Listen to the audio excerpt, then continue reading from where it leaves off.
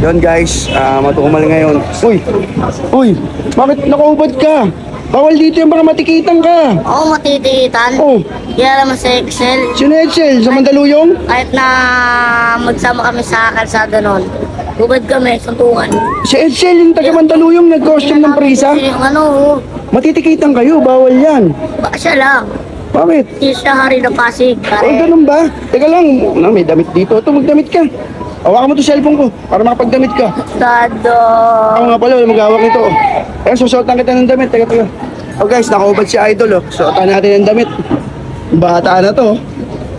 Alam mo, bawal ang nakaubad. Hindi, hinahanap ko kasi sa Ha? Excel. Bawal dito. Inahanap mo si Edsel. Gusto ko magsuntukan kami.